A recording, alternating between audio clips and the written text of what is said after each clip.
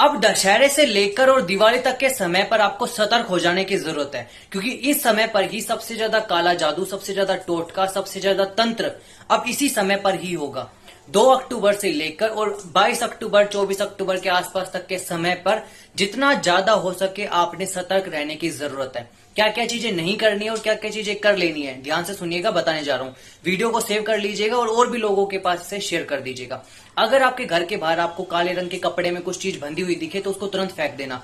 घर के बाहर या घर के आसपास में बालों का कोई गुच्छा यदि आपको मिले किसी संदिग्ध अवस्था में या फिर अलग से तरीके से, तो आपने उसको क्या कर देना, उसको तुरंत उसको छूना नहीं है, ध्यान रखना, उसको छूना नहीं है। सबसे पहले उसके ऊपर गंगा जल डालोगे, फिर उसको तुरंत जला दोगे। कोई भी टोटका आपके घर के सामने अगर कोई करता है या फिर आपके आसपास में कहीं पर भी हो तो तुरंत उसे जला देना। इस चीज का ध्यान रखना, क्योंकि जलाने से उसकी क्रियाएं जो है वो खत्म हो जाएंगी। आपके घर के आसपास में यदि कोई राख मिलती है, किसी चीज से बंधी हुई, कोई भी फूल मिलता है, कोई भी फल मिलता है, या फिर कोई भी आपको मंदिर के आसपास में पड़ा हुआ सिक्का मिल जाए, उसको उठाना नहीं है। इन चीजों का आपने ध्यान रखना है। किसी अनजान के हाथ से दिया हुआ प्रसाद इस समय पर नहीं लेना है। मिठाई नहीं लेनी है।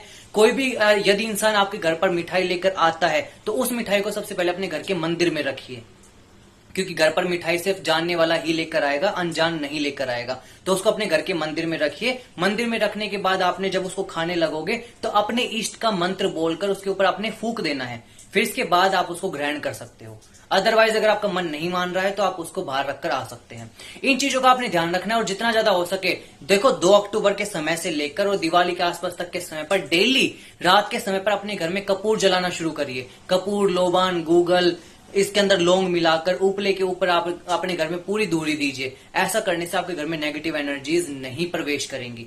तो इस समय पर ध्यान रखिएगा, क्योंकि जिन लोगों का खून कमजोर होता है, यानी कि खून जिनका पतला होता है, उन लोगों को ये चीज जरूर अटैक करेगी। मेरा काम बताने का था, करना ना करना आपके ऊपर है। जय श्री राम।